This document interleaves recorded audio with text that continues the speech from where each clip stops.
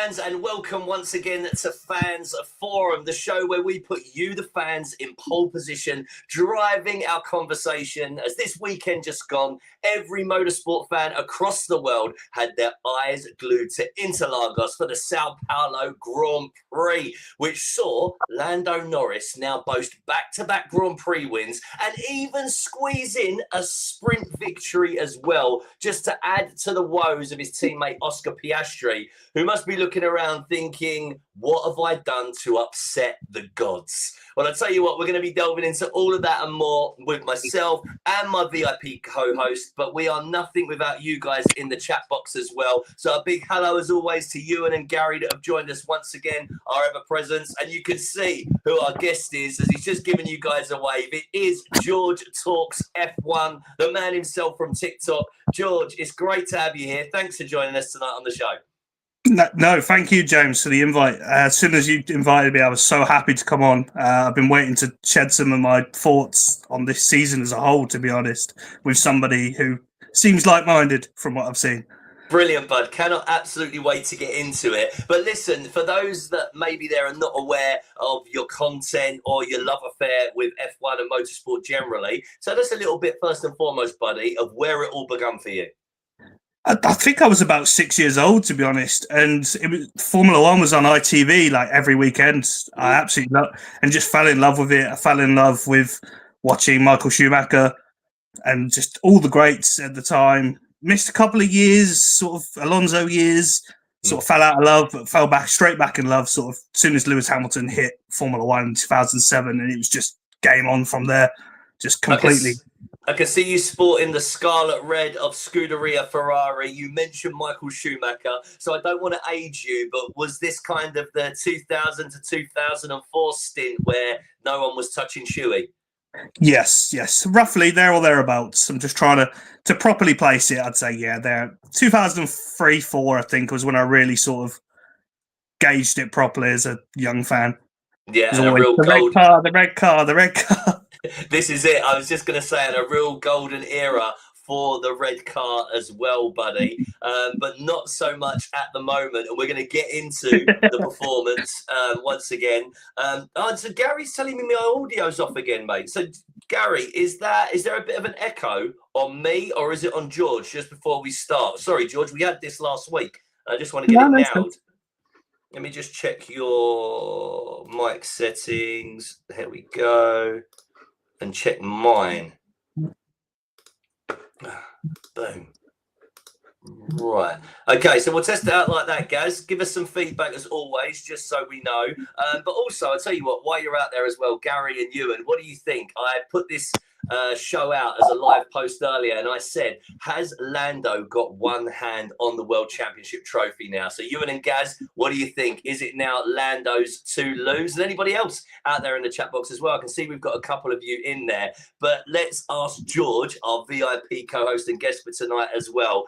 George, what I want to start with, and I mentioned this on my show last week as well, is that it's clear that they no longer have the standout car, but Lando is delivering. Why do you think that is, and what have you made for the turnaround of the young Brit? Well, I must admit, I'm not Lando's biggest fan, so I might upset some Lando fans here. But I just think since the summer break, he's come back with a much better mindset compared to Oscar. I feel like Oscar's pressure it's starting to show. You can see it in everything he does. He used to be like ice cold. Like everything was just so quick, and now he's just not on the same level anymore. I don't know if that's he's fell out of love with the car, or if it's just the pressure thing. It's his first chance at a title for Oscar, and obviously Lando's been doing this for countless number of years now. He's probably in a position now where he should be winning world titles. Truthfully.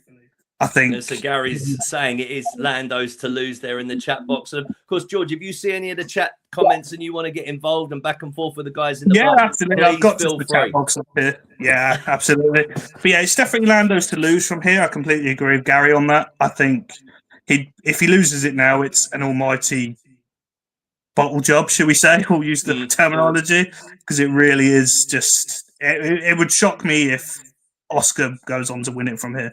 Truthfully. So let's take a look at the other side of the garage real quick. We will return to Lando, though. Yeah. First and foremost, that incident in the sprint, how much do you think that rocked Oscar for the weekend? Because he did seem that he'd done a bit of a system reset, didn't he, initially? And then that, I mean, I was looking for different words for bodies of water earlier because I was thinking the football analogy, we talk about the hand of God. I was saying, is this the Gulf of God, perhaps, within that curb that ruined his sprint race? I mean, all credit to Lando Norris to play like World Championship, to hit that puddle exactly as he hit it, to bring the water on the track. No, on a serious note, I think that just completely reset his whole weekend. I think Oscar was looking good in the sprint. And then hit that curb, and it was just like game over. We're back to Baku, where he put it in the wall, and you just get to a point there where you just think, it's not looking good, is it really, for him at this stage? I guess it's dangerous as well with the wet track that to be using the curb anyway. And I know Antonelli had the benefit of seeing Lando go through the puddle, but the fact that Piastri and then Hulk and then Colapinto all did it, you're already living on the edge a little bit there already, aren't you? Yeah, no, I completely agree. I think it just shows that they were pushing it to the limit. Like Oscar had to do something big. Like he had to get on Lando's tail. It was that simple, because otherwise he walks away with both races, which he ended up doing. But we'll get to that, obviously. But yeah, yes, too true. And then is there anything as well about the actual car that has lent in Lando's favour for you now as well? I think the new suspension, they put on a new suspension supposedly. That was what I was reading somewhere today. And I think that's favoured Lando, because at the beginning of the season, Lando was having massive issues with the car and kept saying about how, even though it's quick, it's hard to drive. We're struggling. Obviously, they weren't hitting pole positions as much as they should have been. And Max was there or thereabouts at the start. And I just think the suspension change, it gives Lando just a bit more edge in the way he likes to drive. And maybe that's exactly what he needed to push on with the championship. And maybe this is just what he needed. That change is what he needed to get to that point. Yeah, I don't know if you saw in the UK commentary, and I can't remember who it was, but one of them talked about that Oscar was driving a lot more towards the limit of the car setup earlier in the season, but it feels now that he's gone beyond that limit, particularly when they're going into warmer climates. Yep, no, I agree with that. I think since the championship's been wrapped up, the constructors, I think the data obviously isn't being shared as much between the two drivers. So obviously if Lando is ahead and he's got that edge in X, Y, and Z corner, Oscar isn't getting that information anymore, or as much as that information anyway. So obviously, again, that's impacting Oscar. It's only his third season in the championship, so he's got to learn to be able to rely on his own data more than his own teammates, and maybe that's where the edge is for Lando. Really good point there, actually. I didn't think about that because it did seem earlier in the season that Oscar really built into free practice sessions particularly, and then would now Lando during qualifying. But you're right, with the team maybe shutting down either side of the garage now because they're just battling one another, it means that he hasn't got that feedback that he had previously. What would you do if you was in and around Oscar Piastri to try and change this situation? And how much of it do you think comes down to a bit of bad luck, perhaps? I think there's definitely bad luck in there. I think Baku was just an awful weekend, full stop, for Oscar. He just was all over the place, couldn't get it together. I think ultimately the people around him, Mark Webber's just got to keep motivating him, keep trying to keep him on this is whatever's happened this race, forget about it, get to the next one, let's try and bounce back next race, and he needs to go session by session. He can't afford to keep doing this. 1 minute he's fine, next minute he's down the order, like he was Mexico last weekend or the weekend before, where he just was all over the place. His pace was just non-existent, then it was there, then it was non-existent. And I think he's maybe overdriving the car, potentially. And that's where the bad luck's coming in, because he's trying to push it beyond the limit and then causing himself issues. And if you were sitting on the other side of the garage with Lando Norris, how do you maintain focus ahead of you rather than seeing what's coming behind? I think he just needs to focus and do what he's been doing. He came out in the interviews the other day and just said he ignores every online comment that he sees about people being negative, and he just focuses on himself. And I think he just needs to keep doing that because the pressure is now on the other side. He's 24 points ahead in the championship. Who knows what could happen? He could still lose it.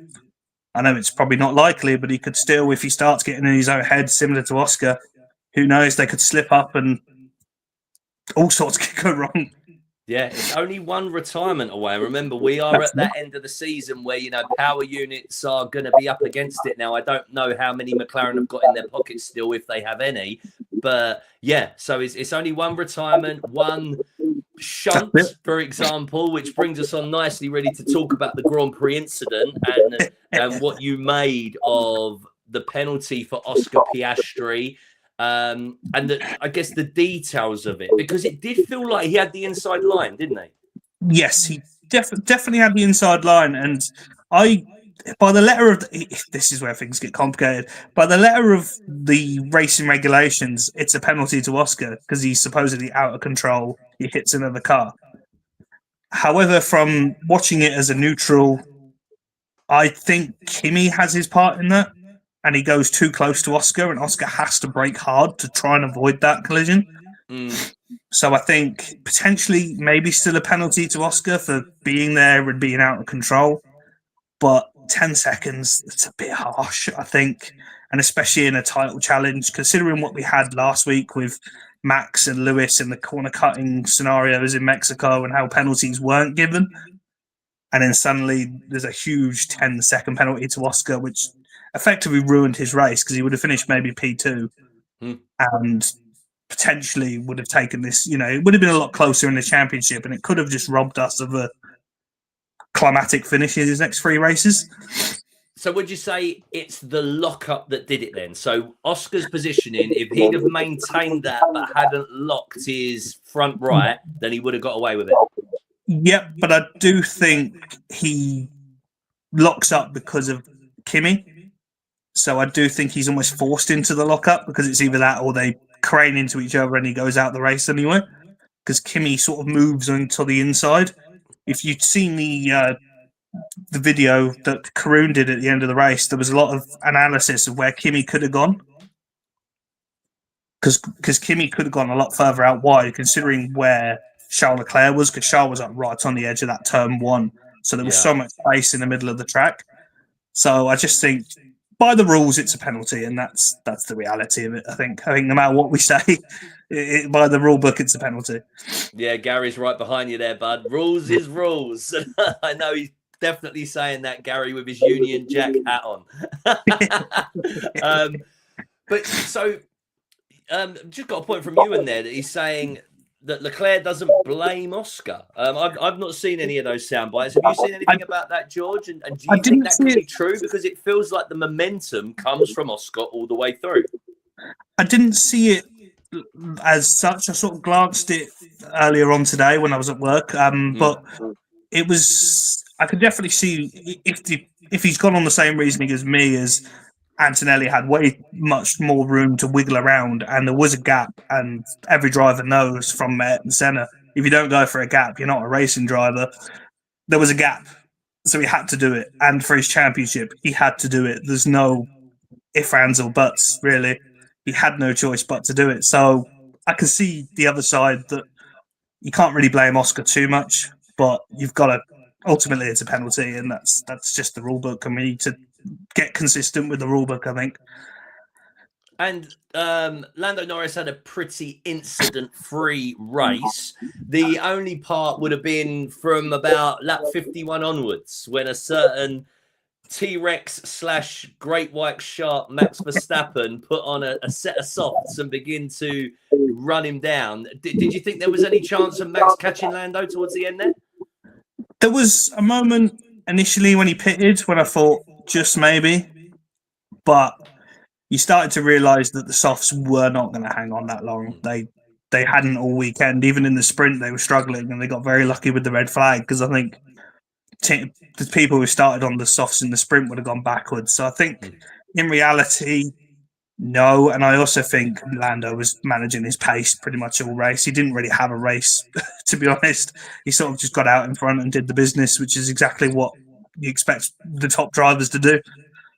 Any part of Lando that will be looking forward towards Vegas and maybe thinking, oh, it's a tough one, street circuit, no margin for error, could perhaps get in his own head without even realizing it? Yeah, I think Vegas is a bogey track for McLaren these last couple of years. They haven't been that great there at all. So I think there's got to be a degree of, it's a bogey track. Let's try and just do our best. And then obviously you get into your own head of, but the championship, and it starts to obviously tumble into a big sort of anxiety bubble that nobody really wants going into the championship title deciders ultimately. So just give us it then, mate. You're champion for this year, and why? It's got to be Lando now. Unfortunately, for most of the season, I was very optimistic for Oscar, but I just think he's got the bit between his teeth now. Lando gets the car. He understands the data. He is the quicker driver. I think had Max won this weekend, I might have said something completely different. But yeah, I think all he's got to do now is just make sure he stays incident free and he should be okay. I think I saw something earlier that he could finish second every race now and still win the world championship. So that's all he needs to do, even if Oscar wins every race. So I think now Lando Norris wins it. Yeah, try and keep himself out of trouble. And also, do you think that perhaps we may not have the same scenario if the team had been continuing developing their car? So if they were also pushing their car to the edge because they were in a constructors championship battle, do you think that perhaps maybe Oscar, with this ability to push to the limit, would have rose to the occasion? Possibly, but I think with the new regulations, we can't really think that much about it because it was always going to happen at some point where all the teams were just going to forget these cars, except Red Bull, who seem to keep bringing upgrades. They were just going to forget about these cars and just focus on 26. So I think the only way that Oscar would have won is if the suspension wasn't changed. But could that be a potential McLaren doing something a bit for their boy who's been there the whole time sort of thing? It's hard to say. I don't want to start conspiracies or anything, but I definitely Do you feel there's a number one driver at McLaren secretly? Yeah.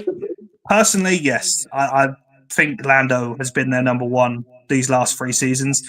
I don't think they expected Oscar to be as good as he is when they signed him.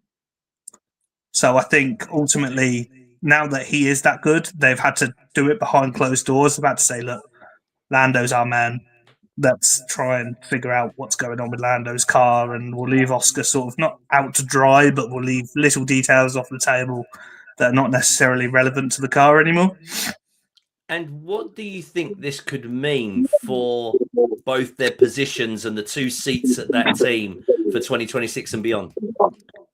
Well, if whoever wins it this year, I mean, looking like Lando, but he becomes de facto number one, does he not? He's a world champion at that point.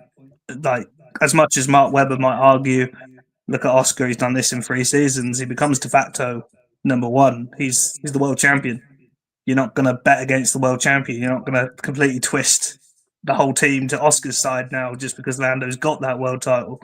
And with Zach Brown there, as long as Zach Brown's there, Lando Norris will always be number one. Okay, bud. All right. I like the opinion. It's a strong one, and I can't wait to cut that clip out and get some reactions to it. But let's push it forward and talk about what was a fantastic weekend, really, for the Silver Arrows Mercedes, particularly the young rookie Kimi Antonelli. But they've really put some space between themselves and the competition for that P2 in the constructors now. Hats off to Kimi Antonelli, because the mid-season blip that he had, maybe many of them wouldn't have come back from that, would they? Absolutely. I think Antonelli really, in the grand scheme of things, has driven older than he is. I think he's been fantastic. You've got to remember he literally jumped into an F1 car from like F2, but he's 18 years old. Like, it's crazy to think just like how much development he has and he's already showing that he's got raw pace. He just needs to obviously develop the skills to manage tyres, manage battery, manage all the rest of it, and he could be a future world champion. He's that level of driver, and I think he had a really, really good weekend this weekend. Just a little comment from Gaz there, just saying, does Oscar stay if Lando gets the title? What do you think? Just finishing off the back of the papaya there. I think for 26, he hasn't really got a choice because I don't think there's anywhere out there unless you go to Red Bull, which I don't think Mark Webber would like to put him in that position because it would almost be like a mimic of Webber and Vettel. For 27, however, anything could happen. Like, there's rumours that Alonso could be retiring. Lewis could potentially retire. He's getting to that sort of stage. Who knows? Charles Leclerc could get sick of red. Yeah, Charles Leclerc could disappear off to Mercedes or something, or Audi or someone. Ollie Behrman could move. Like, anyone could move in that season, 27. Yeah, right. So let's put it back round to Kimi Antonelli then. And Gary just saying as well, look, he drove out of his skin, like you, George, a real mature drive there. So I looked quicker than George all weekend, is what I sort of... He looked quicker than George all weekend as well, which is, I think, that's like the first or second time he's done that all season. Well, I was going to say, I was talking to people in my WhatsApp group during the race, and they were saying that they think Kimi could really push George next season. What are your thoughts on that?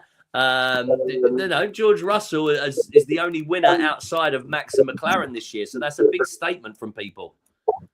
I mean, it would be amazing to see it. I mean, to see a 19-year-old Kimi Antonelli taking it to George Russell, who was the prodigal son. It's like the two prodigal sons of Toto Wolff, isn't it? Really, so it would be like Toto Wolff's boys versus each other, and I think he could take it to George. However, I think experience would win out in that situation for George. He's been around the team a lot longer, and obviously been driving in Formula One for many, many years already now, which is crazy to say. How important is it for the young man that this is now back-to-back Grand Prix that he's outperformed George Russell, though? I think now, because of obviously all the Max situation and Max potentially going to Mercedes seems to come up every year. For Kimi to start proving himself now and starting to outrace George, it will give Toto a decision to make. Like, does he keep both Kimi and George if Max becomes available? Or who do you keep out of them? I mean, personally, you'd keep Kimi, but do you keep George because he is a world championship level driver given the right car? Or do you go with the youth of Kimi Antonelli and the fast Max Verstappen, say, if it happens in the future? It's a decision to make, definitely, if it comes to it, but we'll see. It feels like this scenario is almost knocked on from when George emerged and then was underneath Lewis Hamilton, doesn't it? That it was George proving himself against this legend. And I know George Russell's not a legend, but possibly the gap between the two of them, with Kimi being so young, is somewhat similar. And like George, Kimi is now stepping up, isn't he? Do you think George Russell will be worried about this at all? Because like you said, this Max Verstappen rumour never goes away. And if Kimi's proven himself, you feel that all the cards have to go in Kimi's camp for Mercedes? Absolutely. Like Gary's just said in the chat there, massive confidence boost for Kimi just out racing George this weekend. And I think George should be worried. I mean, what's his contract? There was a rumour that it was only another year, supposedly. For both of them, I think. Both of them, the rumour is it's a year with an option.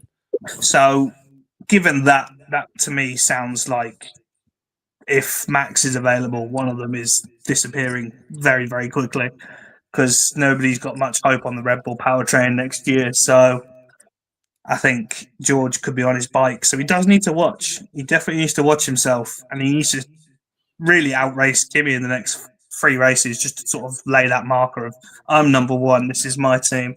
Similar to how Lewis had to do with George, and obviously didn't because of the poor regulations and the poor cars that Mercedes gave both drivers. Yeah, he managed to turn it around just about in the end, didn't he, to just pip George, I think, statistically, by the time he left. Gary just saying, though, that if Mercedes stick with Kimi, a la McLaren with Lando, then that they could be looking for a a new world champion at some point, which would be absolutely brilliant for the Silver Arrows to return to the top, wouldn't it? But how important as well is it for them to cement this P2 in the championship? Because they've been way off the pace for a couple of seasons now, haven't they? They have. They haven't adapted to these regulations at all. And they've struggled from 22 onwards. Lewis barely winning races after being like 11 race wins in a season and all the rest of it. George coming through and thinking he was going to be in the fastest car to ultimately be in the fourth fastest car in most cases, most weekends. It was quite bad for them, the look they've got the last few years. And I think they really need that second place to sort of bring back that mystique of Mercedes, AMG, the black Mercedes, the W11. Like when we think about Mercedes, we think about these cars, and I think honestly they definitely need the second, and I do think they'll get it because I just don't think Yuki Tsunoda delivers enough for Max, and Ferrari are all over the place. So I think they'll get second place, and they do really need it, I feel, because they're losing that mystique. Every year they're losing the mystique. And how optimistic do you think that they will be about the 2026 reset, considering we are abandoning ground effect and Venturi tunnels, and we are returning to a moment where power unit advantage is going to be key? I think if you hear the rumor, everything coming out is their engine is going to be clear. It's going to be the best engine by a mile. So I think they've got to be optimistic. I think in the grand scheme of things, the only team they probably need to watch out for is possibly Aston Honda, maybe. If I'm picking a team, just because of the way Ferrari and Red Bull and things, they don't look particularly fast at the moment from what the rumor and innuendo for 26 is. But they've got to be looking at it thinking, oh, these numbers are great. Let's go in and let's absolutely dominate again, similar to 2014 onwards. Let's be a second and a half ahead of everybody, and let's have a race between the two, almost like Lewis and Nico in 2014 onwards. Do you think, though, that this rumour just comes from that history? Like, because I'm sure every power unit manufacturer is going to be so secretive about the actual detail of their product. So I can't see how anyone's going to know. I can't believe that Ferrari, who have continuously been involved, won't have a fantastic power unit. As you mentioned, Honda, who delivered all that success with Red Bull, in seasons previous. So I think to say, oh, Mercedes are going to be far and ahead is almost a little bit nostalgia from 2014. Yeah, I do agree, but I think it's hard to not back them because it's going back to a engine formula, and yes, the mystique about it. They aced the 2014 regulations, and all this news was coming out sort of the back end of 2013 as well about how Mercedes was supposed to be light years ahead of the competition, and they were light years ahead of the competition. We had top tens where it was just Mercedes cars and the odd Red Bull here and there, and it was just a bit crazy. So I think we've got to definitely, there's a bit of like history there, and people are like, oh, they must be the best because it's an engine formula. But I wouldn't count out the likes of Ferrari, Aston Martin with Adrian Newey especially, and Red Bull. Again, they've got some really good people in good places. They took a lot of Mercedes developers. Yes, they took a lot of people from HPP, didn't they? Yes. So again, this idea that, that they're starting afresh. They are starting afresh, but with all the personnel that did the 2014 regs. Exactly. So you can't write anybody off. Like you say, it's purely speculation at this stage. No one knows. Until we get those cars out on the grid for pre-season, we're never going to know the order. And that's what makes Formula One great. We all guess until we get to the first race, and then suddenly we go, oh. Forget the first race, mate. Do you remember testing 2022? And teams were literally ripping holes in their floor just to let go of the suction and pressure. And you're like, oh, wow, this has really put the cat amongst the pigeons. And it took, 18 months for Mercedes to come out and say that they had an issue with their wind tunnel calibration. And there's so many elements that play their part, isn't there? Yes, and I think correlation has been the main thing for all teams. Like, how many times have we heard over the last 3-4 seasons with Mercedes correlation? Then it was Red Bull last season with correlation. Then this year with Ferrari, it's been correlation. Just the word correlation seems to keep popping up. So you can never really truly know from wind tunnel time. You can only get that from track time. And Mercedes are your P2 for the constructors now. So they're sitting, so they're 32 points ahead now of Red Bull. And then, of course, we know that Red Bull have always got the crutch of pretty much only having one car. And Ferrari seem to be at 6s and 7s at the moment, don't they? Let me do that for the kids. Yes. I still don't know what that means, but yes. No, I don't think it means anything, but they just do it. But yes, no, I think they're bang on to finish second now. They've just got to keep doing what they're doing. And George has been consistent pretty much all season. Like you said earlier, he's been the only winner outside of Red Bull and McLaren. So if he keeps doing what he's doing, he won at Las Vegas last year. So potentially the Mercedes is going to be the strongest. Who knows? Yeah, so I put it in the chat box. Gaz Ewan, let us know, gents. What do you think for P2 in the championship? Is it Mercedes sealed and delivered now for you guys? Or, again, only one retirement away? But Mercedes had that little blip, didn't they? Mid-season, the Mercedes power unit was there about 3 retirements in 2 races. So yes, it was quite, and it was other cars as well, wasn't it? It wasn't just Mercedes, it was Williams and somebody else. Aston, I think, had 1 or 2. Yeah, so Ewan's saying, yep, he's going with Mercedes. And I imagine Gary is as well, because he's still got that Lewis Hamilton love, like many people, for the Silver Arrows. But listen, let's push it forward, George, and talk a little bit about Red Bull. The big quote from Martin Brundle today is that Max's performance was one for the ages. But before we get into how well Max done, what happened across their weekend? The quote from Lauren McKee's talking about taking risks. They really had to salvage the weekend, didn't they? Yeah, they came with the wrong setups, clearly. Nothing worked for either of them. And when you see Verstappen complaining that he can't drive the car, it's all over the place, you know there's a problem. Hang on a minute. When he was about a second in front of everyone, he was still complaining every race that it was undrivable. Well, yes, but I feel like it's code. It was definitely to the extremes this weekend of he couldn't drive the car. You could see every on board. He was drifting through the middle sector. He couldn't get the power down early. He was understeering everywhere. And even himself said he was just all over the place. So an absolute masterclass to do what they did for the race on Sunday for him. Yeah, because, of course, Lauren McKees has come in, and I know he's taken a lot of plaudits for, intricate details within how the team works with his engineering head. But is this maybe where they've gone a little bit too engineering and a little bit too experimental, perhaps? Possibly. I think there was always going to be a circuit that Red Bull just didn't suit. And maybe this was that circuit. I just think, obviously, they changed everything, got the new engine in there, and that made a massive difference. But I think, and they probably returned the setup to the sprint setup, right? Probably, more than likely, because Max was still pretty good in the sprint, considering. I believe. I can't remember the results now off the top of my head.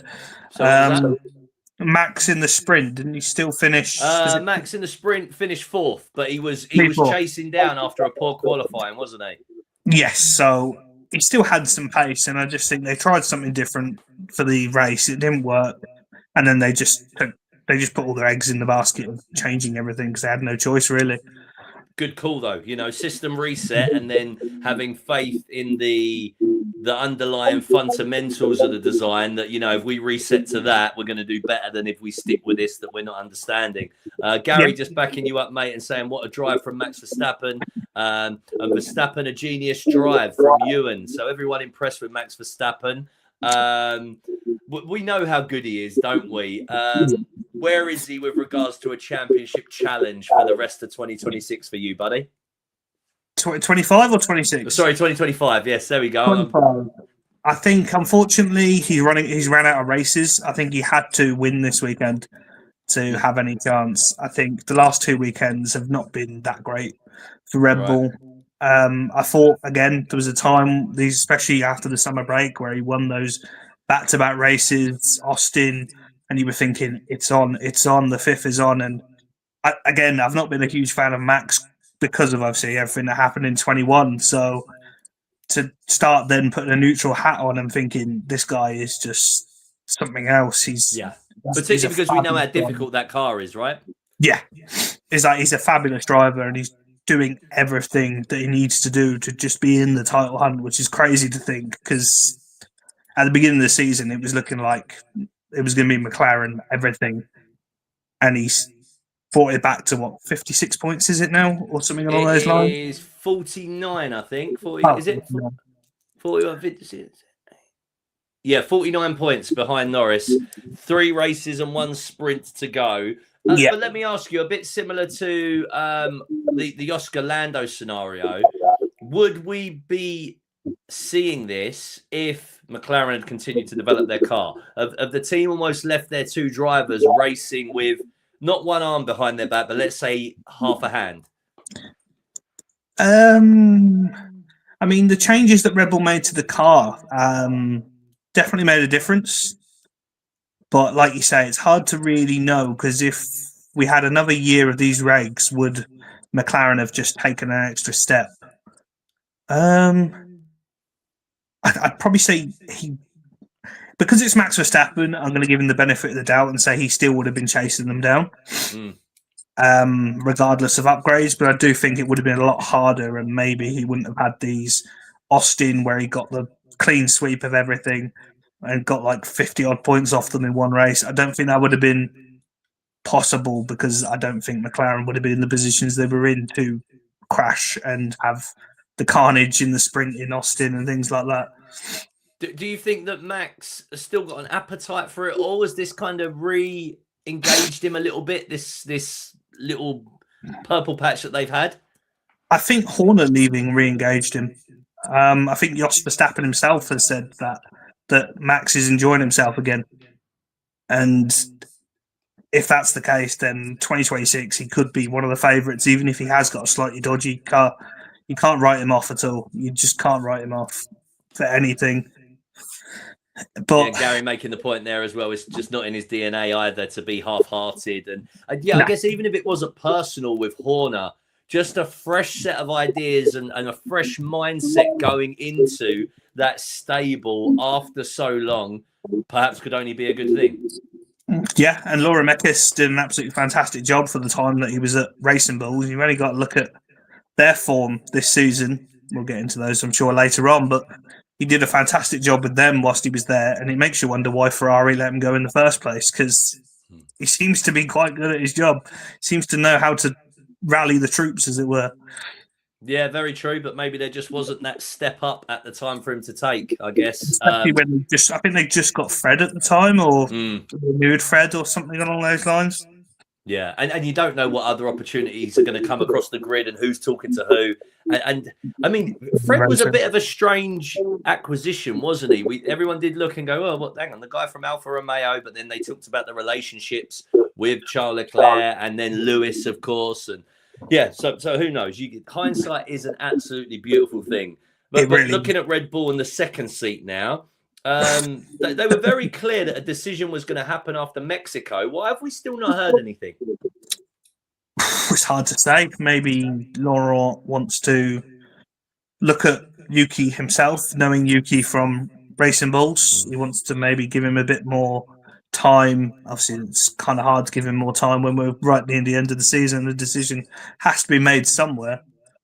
I just think, I think he's just wanted to give him more time, give Yuki the chance just to prove what he can do in that Red Bull, give him the upgrades that Max has got. But ultimately, that car is just cursed, it seems.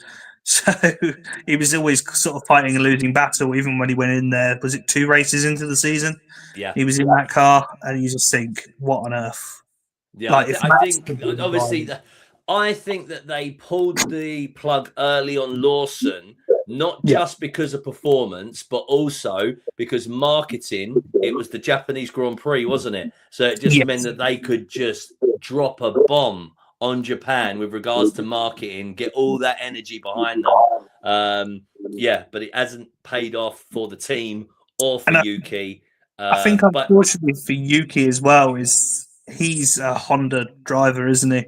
yeah, He's only in that stable for Honda, so it wouldn't shock me if he is forced out of the team for 2026. Truthfully, yeah, Villeneuve said a couple of races ago. I don't know if you saw it on the punditry. He said Honda know that he's not good enough. No, sorry, Red Bull know he's not good enough. He's only in there because of the contact with Honda. But at the same time, we know Yuki Tsunoda is not a terrible racing driver from his performances at Racing Bulls, etc. It's just a difficult car to drive, and then I guess you're looking at who's ever going to go in there next, hoping that next season's car isn't the same. yeah. I mean, like Gary's just said there, he is a decent driver. There's no dispute about it. He's done a very good job. He did deserve to be in Formula One. I don't want people saying that he wasn't good enough for Formula One, because he did do a good job getting there in the first place and did drive really well in that Racing Bulls. It's just that Red Bull, as we all know, is so hard to drive, and I just really hope whoever goes in that seat, and I plead that it's Hadjar, because I think he's done a fantastic job, but I just hope that they don't completely crush his career, because I think he's got. I wonder if they've done any previous car testing with him, because it's because you need to see that you want a comparable really of Yuki and Isaac, but you can't get that because this season's V-carb is very good and this season's Red Bull is absolutely terrible. So even if imagine. That's a tough one. That what would you do if you were the head of Red Bull? Who would you put where? I think you've got to give Isaac a chance in the Red Bull. He's been phenomenal this season.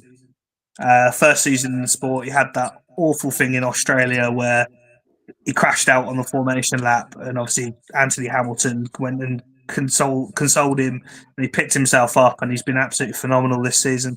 So you've got to give him a chance. I think ultimately Yuki's going because of the Honda contract. I think he's not going to get a seat in the. He's not going to get a seat in the Racing Bull. I don't think it's right to put him back in there. I think it would be quite demoralising for him as a driver. And I just think you give Hadjar the chance, and you get Lindblad up from F2 and let him drive the Racing Bull and see what he can do. And then he's been very good this year.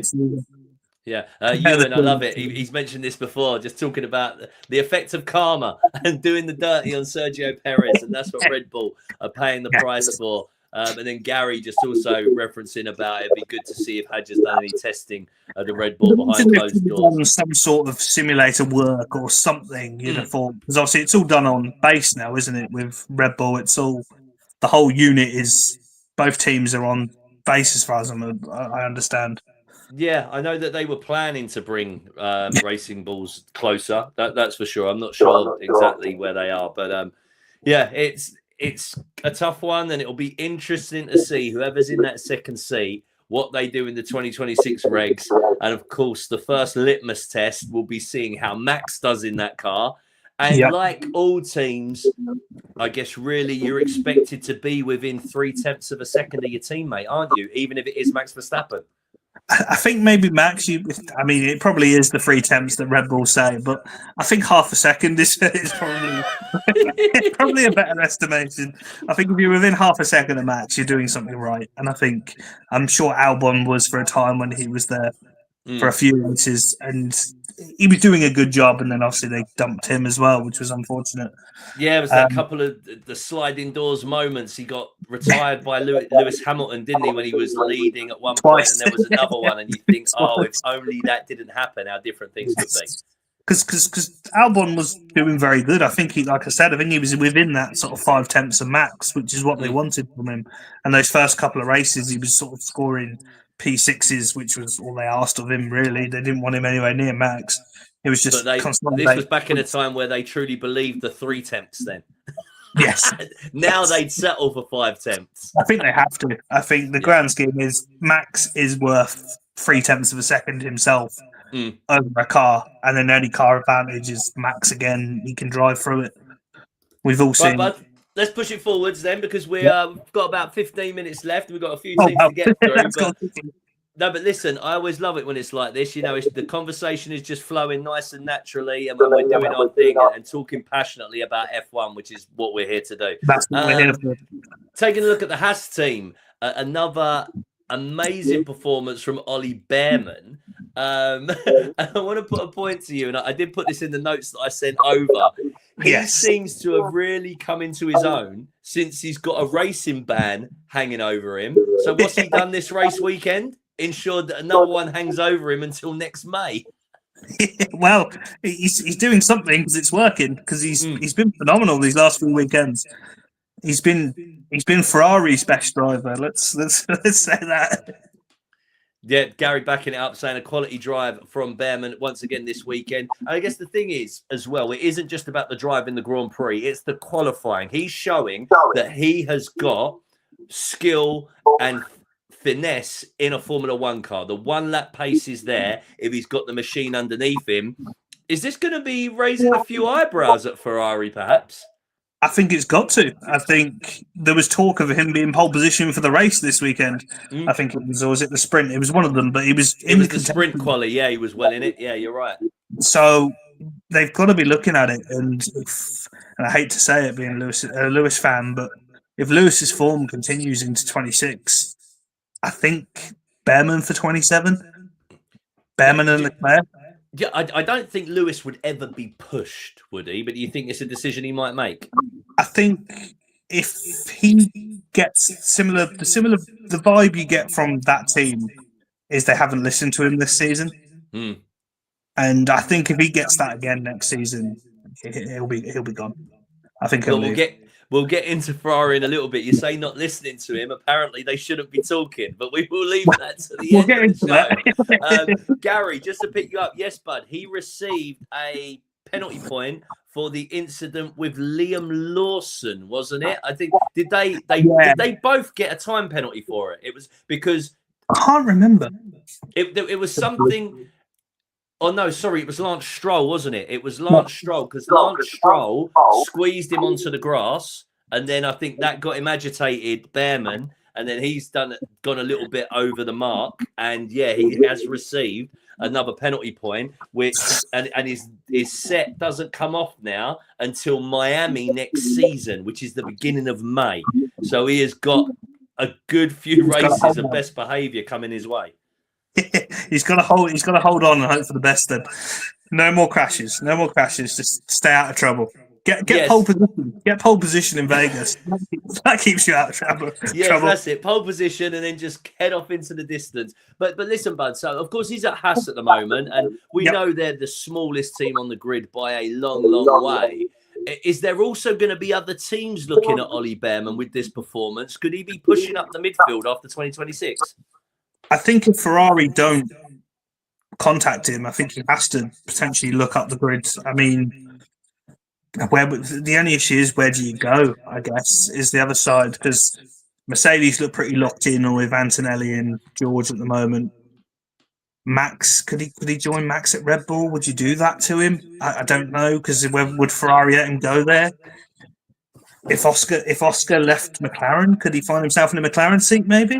Because he looks that good at the minute. He's proven that he can do it in a Haas. He can pretty much do it in most cars. Yeah, and Gary making the point as well that it's a good time for Haas to start flying because Cadillac are about to enter. So all of a sudden, a lot of American eyeballs are going to be on the sport. So although they're a small team at the moment, Haas, do you think that there could be a big wave of investment about to come their way? They've definitely upped their pace in the last few races, since it seems to be getting closer that Cadillac are coming. Just going to answer Ewan's question. I think here we go. Does Leclerc have to leave Ferrari to be a world champion? I think so. I do think so. I think he's got to be in the same boat as Lewis. He's got to be looking at 26. Like, if I don't win a world title now, what chance have I got? Because at the minute, he could be in the wrong car completely next season. Yeah. Like the engine could just be the worst thing on the grid, so he's got to be looking. But it's that whole dream of the red again, isn't it? It's the thing that lured Lewis Hamilton, Sebastian Vettel to the team. So it's hard to say. Has Charles done enough though to garner interest from other teams, particularly looking at his age? You know, he's on that. He's probably on now. But the next one would possibly be the biggest contract of his career, so he'd be looking for big money. Does the performance deserve it? I think he's proven this season with the podiums in what is arguably probably the fifth fastest car at some race venues, that he has got the pace. But he hasn't really. I mean, the amount. If you look at the stats, obviously, it's that whole thing of he's got X amount of pole positions, but has only won like 2 races from pole or something along those lines. And you go maybe, but it's hard to say because it's again who would pick him up. Like, is Max going to retire early and he's going to end up at Red Bull or something? You just can't. You just don't know really. Yeah, and he's also going to want to go in possibly elsewhere as very much a number one. He's been very much the prince of Ferrari for a long time, hasn't he? But listen, buddy, let's push it forwards. We'll get into Ferrari's performance across the weekend in a little bit, but I just want to jump next into the Racing Bulls, V-Carb, who had a very productive race weekend. Yeah, and Isaac Hadjar, we talked a little bit about him already. Where would you put him with regards to Rookie of the Season? It's between him and Bortoletto for me. Maybe Behrman's sort of entering the conversation over the last few races, but not Kimi at all.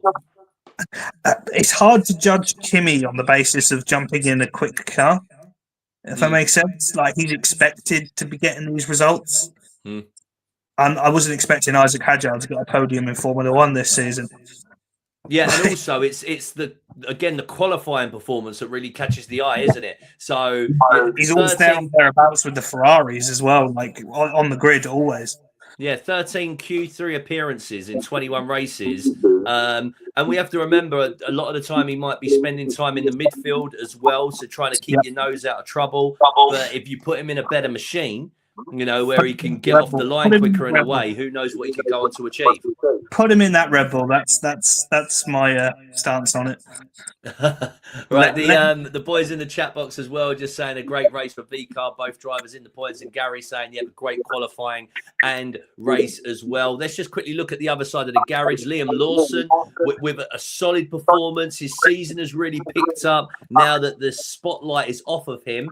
But where does his future lie? You know, after not standing up to what was required in the senior team, what do you do with Liam Lawson in the Red Bull family? I think he's in another position where he either stays at Racing Bulls or he goes off and does other series, because he's not going to get promoted back to Red Bull, similar to how Gasly wasn't and Albon wasn't. They got rid of them. They let him go.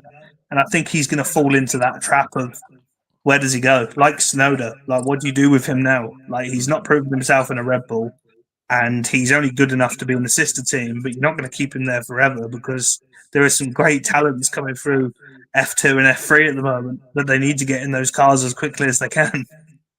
Do you think it's a long-term strategy still with the team to have this junior outfit as well? Because we know that there was a mystery offer in the last few weeks of $2 billion for the team, that's $500 million more than Alpine are currently on the market apparently for. But you think with them rejecting it, they're going to maintain this for a while? I think it's the best interest for Red Bull, because it means they can bed drivers into Formula One before sticking them up against Max. And if Max decides to pull a shock Nico Rosberg early retirement, then suddenly you're going to need drivers to come in quick, and you're not going to get. You're not going to get that if your drivers are in F2. They're not going to get that experience. Can you see any other competitor following suit, or do you think that time's gone now because of the cost of teams? I think it's gone now, unfortunately. I think Formula One is expensive now, just to run one team. Yeah, sorry, but I'm just sorting out your mic settings, because Gary fed back and said there's a little bit. A little bit of echo on your mic. I don't know why the settings keep drifting. Yeah. Just turn them down a little bit. I don't know if that's helped. Yeah, no. I've got nothing, but I mean, Gary's pretty good at giving us feedback. So thanks once again, Gaz. We will stick on top of that. Yeah, so I'm just tweaking that a little bit. I agree that other teams must be looking at it now, thinking that there's a distinct advantage, but it's very difficult to pull off the same kind of setup nowadays with teams being valued at way over $1 billion. Unless Williams and Mercedes with James Vowles and Toto do something in the future, I don't see it ever happening again. Let's push it forward, bud, and talk about Kick Sauber. Now, of course, it was a big race for the team with a Brazilian driver, Gabi Bortoleto, but it's the other side of the garage who actually came through and scored some points for them. What did you make of Bortoleto's approach to race weekend? What did he get wrong? Possibly just got overcome with the reaction of the fans. Obviously, it's his first home race and just got caught up in the moment. It can happen to the best drivers, I feel. So possibly it's that. But particularly if you think about the sprint, that unnecessary overtake towards the end of the race, was it for P12 or P13? Yeah, it was in front of the fans on the start-finish straight, wasn't it? Yeah, I think the will of the fans. Loads of drivers have said, haven't they, over the years? Even though you can barely hear them, just the energy, you can feel it, and you want to do that extra thing for them. And as Gary said, I feel sorry for him. His first home Grand Prix, and he's unfortunately not had the greatest race in the world. It must be hard for him, and I hope he bounces back in Vegas. But you mentioned that he's up there for you for Rookie of the Year. So were you surprised that he's done as well as he has done? Are you surprised generally with the Sauber team? Yes, 100%. I did not expect them to be anywhere near scoring podiums. Nico Hulkenberg in Silverstone, I mean, that was a weird scenario for me because being a Lewis fan, he was chasing him down, and it was like, go Hulk, go. I wanted that podium. I think Stake in general have been very, very good this season, considering they were like a dustbin at the back of the grid last season. They just were nowhere, not fighting anybody. I think they've done it shows you what's gone in there, right? So since the Audi evolution has been announced, it shows you that they're clearly doing a lot behind the scenes. Mattia Binotto is there at every race pretty much now, and we know he's head of the Audi F1 project. As well. Pardon? Jonathan Wheatley there as well, going in from Red Bull and bringing his experience. That's made a difference. Yeah, too true. Yeah, there's significant investment happening in that team. And Ewan just backing up, like you said, George, just got caught up in the moment. Gabi Bortoleto. Hulk on the other side, though. First Q3 appearance of the season. I mean, what's taken him so long? I think, again, as much as I just praised the car, it's still not on the same sort of level as some of the other teams. Like Williams have taken a step forward, and certain other teams around them, like Haas, with their backing. I hadn't actually thought about that at the time, but they had obviously the Toyota backing as well now. Yeah. Which may be helping Haas along. And I think because they've all taken such a step forward, it's obviously taken him that little extra just to get that car and the right conditions hit this weekend. And he managed to do it, which, again, phenomenal drive from him to get into the top 10. Yeah, and like you said, we have to remember last season they scored 1 point, was it, or two? Was it a P9 or a P10? It was bad. Yeah, I remember it was 1 points finish, either P9 or P10 with Guang Yu Zhou. And now they've got 62 points this season, so no one would have called that. They've done massively well.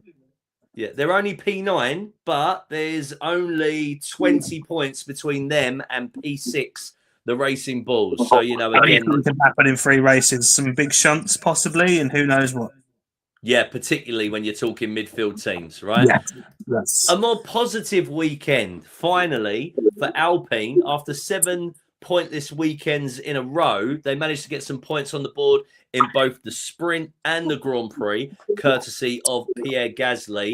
How important was this for the team for morale, not just for this season, but also building for next season? I think having the announcement of Colapinto this weekend as well definitely helped. It brought the team around. It was like, okay, these are our drivers for next season. So it almost gives you that, right, that's gone. Let's focus on what we can do right now. And I think, yeah, Pierre again showing that he's a great driver, just in a very, very bad car currently, which is unfortunate for him. Why do you think that the team, rumour has it, has been put up for sale, though? You know, this is the time where F1 is flying. They've had all this investment from VIPs and stars that we heard of last season. Why do you think now, all of a sudden, they're on the market? They are changing engine supply. I think that has a big play in it, because I think Renault had a lot of, what you call it, around the team, a lot of say around the team still. And I think changing to a Mercedes power unit ultimately meant they've got to go up for sale, I feel, because they've got to get rid of the Renault backing and bring in somebody else. And wasn't it Christian Horner, the rumour a couple of weeks ago, that possibly might float around there? And you just go, okay. Yeah, well, I'm hearing that Christian Horner's been on the phone to every team, right? Is the official rumour. Yes, that seems to be the thing. But yeah, I just think the Renault project is over with them, so they're just trying to cut their losses, get a bit of money out of them, and see what happens, really. Real shame historically for Formula One, though, right? The name of Renault. Yes, no, absolutely. The fact that they rebranded to Alpine, you almost felt like this was inevitable, and they were looking for a way out, and now they've got it. They're going into a new engine regulation with different engine that they're not building. It's a reason to get out of there, isn't it, really? And Formula One isn't cheap. You feel like it's a transition moment, and yeah, you are making the point as well that they need to improve the management of the team, which again has also been a bit of a carousel. They need like almost a James Vowles moment, don't they? Like Williams had a couple of seasons ago. 100%, 100%.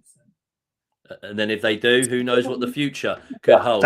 Real quickly to jump through a couple of teams, and then we've got to get on to Scuderia Ferrari, of course. So Williams, really a weekend to forget. 0 points across both the sprint and the Grand Prix. The only team not to register any points on the board across either race this season. Surprised? Okay. I didn't know that. That has shocked me. I didn't realise that. I hadn't actually thought about it. Wow. Yeah, because Aston Martin got some points with Fernando Alonso in the sprint. And as we mentioned just now, Alpine got points in the sprint and the Grand Prix. Williams didn't deliver anywhere this season. This race, sorry. That's a real shock, considering the Mercedes engine looked like the best engine all weekend. Mercedes. It just was an uneventful weekend. I guess the main thing that I heard out of their performance was the incident between Carlos Sainz and Lewis Hamilton. Yes, at the start of the race, which a racing incident. You can't. Yeah, turn one in Brazil. It was always going to happen to somebody. Let's push it forward then. Aston Martin, real quick. All eyes towards 2026. It feels like for this outfit, but they did get some points in the sprint with Fernando Alonso. Lance Stroll actually making it into Q3 in some kind of format for the first time since China as well. It was in the sprint though. I just laugh at Lance Stroll. Sorry. Yeah, good for him. He needs a good weekend, I think, somewhere along the line. I love this Gary jumping. I love that Gary jumping to the defense of Williams. They had a great livery this weekend. They did the classic golf livery. Was brilliant. It was nice. That was voted for by fans, wasn't it? I think so, but it was weird that it just looked weird on a Williams because I expected it to be a McLaren, and it just threw me for a loop all weekend. And maybe that's why I didn't pay that much attention to them, because I was really confused as to what's going on. So, is this Hamilton's last season? What, this season, Ewan? Okay, that's a big question. Let's just pump it forwards then and talk about it was a calamitous weekend for them, wasn't it? It was. Luck was not on their side when it came to the Grand Prix. I will give them that, right? But FP1 was shocking. They messed up Lewis's squint quali run. And then Lewis's pace again just wasn't there. Why is that? That car, I don't understand why they built that car in the first place. I've held on to this, and I've said in my content previously why they changed from the SF24, which was on par with McLaren at the back end of last season, to this car that neither driver understands, and Charles Leclerc just gets very, very, just seems to nail the setup and then gets podiums with it. But I just don't get why they bothered changing the car the last year of the regulations. Just don't understand. For you, buddy, then, who has to pay the price for that big decision?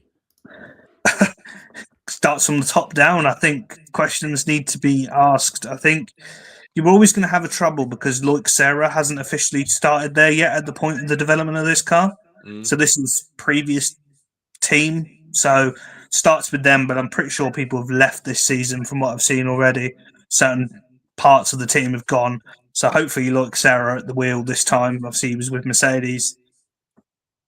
It just seems to be Ferrari in general, doesn't it? Unfortunately. Where does this team sit in a sense of the leadership of Fred Vasseur? We've seen a new generation of team principals coming through that have engineer heads, and Fred is maybe a bit more of the old school of the Toto Wolff, the Christian Horner. You know, that he's a leader of men, but I'm not sure whether he could be the right person technically to see them back to success. I think the problems start more at the top, and I think we'll get into it in a second with Elkan and the pressure that he's supposedly under and things like that. And I think it works it down, down a chain ultimately. And yeah, Fred is old school, absolutely, but maybe right now Ferrari need to keep stability with their team principal because they've changed countless number of times and they've lost Binotto, he's done a phenomenal job at Kick Sauber for being there 6 months, for example, and Laura Mekies has gone on to become Red Bull team principal and he's doing a good job there. So they've lost big people, and I just think,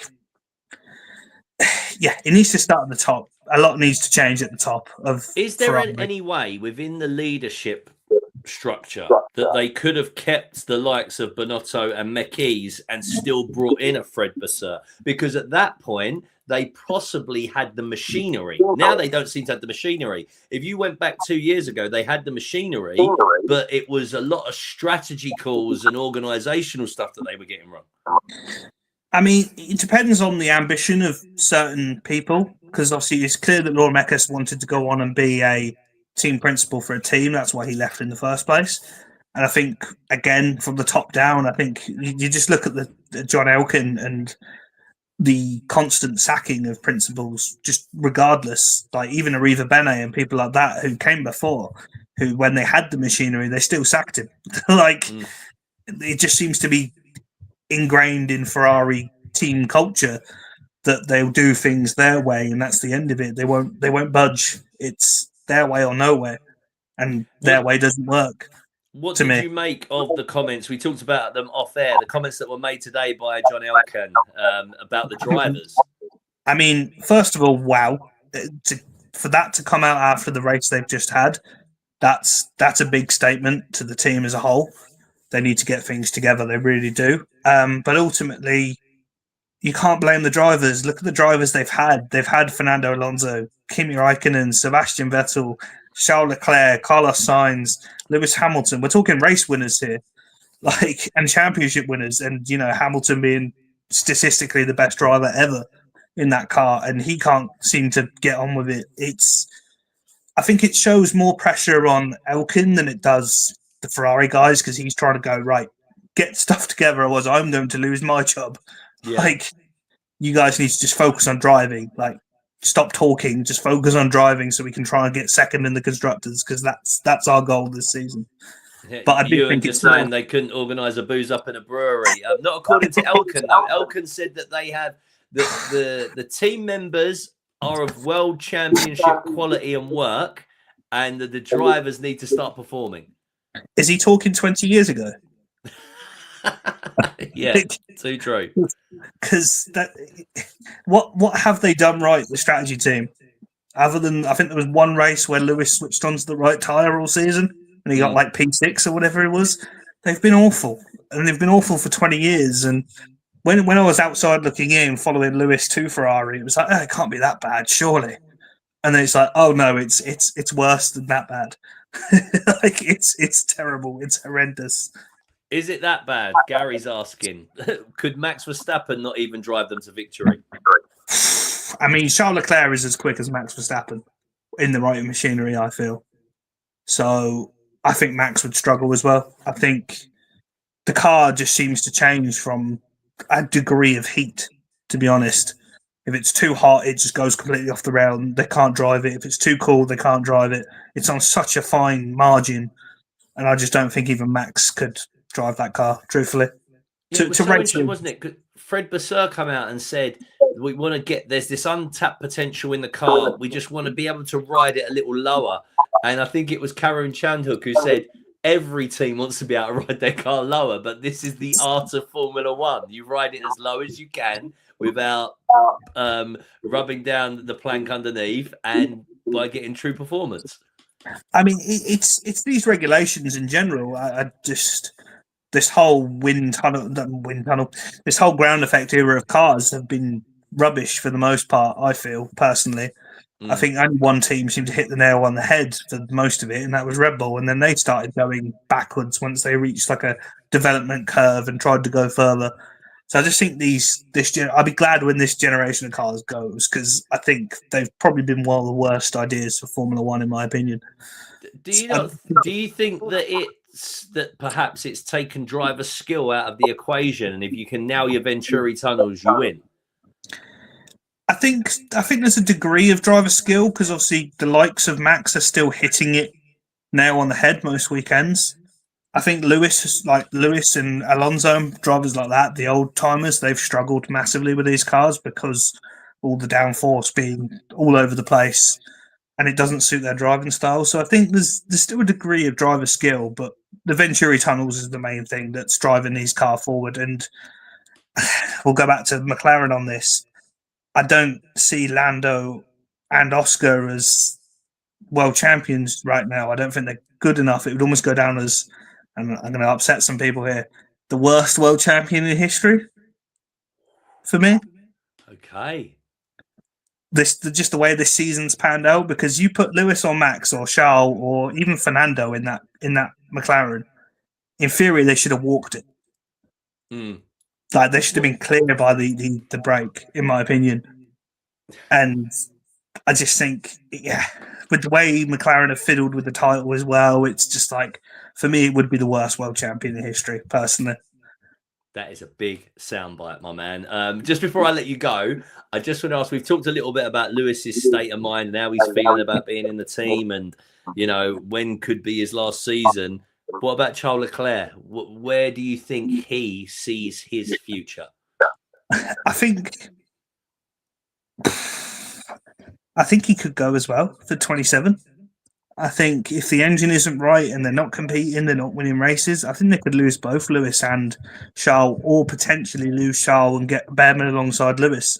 And maybe that'll be the change. Maybe Lewis will stay for another year because it'd be easier to stay on for another year for Lewis. But Charles, he's going to want to win. He's getting to that prime, like you said earlier, that prime big contract, title challenging. Let's see what he can do in a car that actually works. And yeah, one or both will leave Ferrari in 27 if the car's not right, for me. Whoa, you've just lined up there, mate. A tantalizingly exciting, silly season for us there. 27 could be that, and I can't wait for it because, after the Lewis thing in last year when we had the carnage of Lewis, imagine how big it would be if Ferrari had to go and get two drivers. Like, who's going there? Who you putting in that car? Yeah, and maybe then they think about who is the boss to lead them into a new era. But listen, bud, before I let you go, we'll turn our attention to Las Vegas, which is happening in a couple of weeks. Just quickly get your predictions for that one. How do you think it will go down in Vegas? I am going to go with the form book in terms of the track itself. I'm going to fancy some Mercedes magic again this season there, because I feel they looked good in Brazil and they won last year in Vegas. So let's go for a George Kimi 1-2. Why not? Let's just go for it. So not quite Kimi 3 in a row versus George. I think George overall has the pace over Kimi still, but who knows? We'll wait and see. We'll wait and see. Listen, from one George to another, George Talks F1 has most definitely done that, as we've made it to an hour and 15 minutes. But George, absolutely loved it. And just to give Gary a shout out as well, that his prediction for Vegas, Max to return to the forefront. Kimi is going to be his Mercedes driver for P2, and then Lando. So both of you feel it's going to be another difficult time for Oscar Piastri. I think Max will be on the podium as well. I think that new engine is going to pay dividends in Vegas, definitely. Okay, but it's going to be a Mercedes 1-2. Yeah, why not? Why not? Let's blow the World Championship open again. Maybe it's just wishful thinking. Yeah, definitely, buddy. Listen, as a neutral myself, I couldn't wish for anything more. But George, it's been an absolute pleasure to catch up with you. I'll be clipping all your bits and posting them out across the socials. It's been amazing to have you on, buddy. So thank you so much for giving up your time this evening. And thank you, Ewan and Gary in the chat as well, and yourself for inviting me on again. It's been a pleasure. Hope to do this again, maybe next season, or we'll squeeze ourselves in towards the end if possible. But if not, definitely next season. Sure. Cheers, bud. As he said, I'll back that up. Ewan, Gaz, thank you so much for joining us once again on a Monday evening. Hopefully, we'll see both of you in a couple of weeks to review the Vegas Grand Prix. Who's going to set their alarm clock? Isn't it race time of 4 a.m.? Yeah, I shan't be getting up for that one. I'm actually on holiday, so I think I might be watching the highlights of that one. I'm not doing that again. Yeah, well, no, I know that Sky Sports do a full live replay at around about 8 or 9 a.m. So I think I'll do that one. I'm not quite that hardcore, but whatever way it happens, I'll be soaking it up in some shape or form. Thank you so much for joining us, guys. It's been an absolute pleasure. And please share this far and wide. I'll be clipping it up across the socials, George, as well. So feel free to share it. You've been absolutely brilliant, buddy. And hopefully we can have you on again the show soon. Absolutely. Thank you, James. Take it easy. Look after yourself. See you, bud. Take care.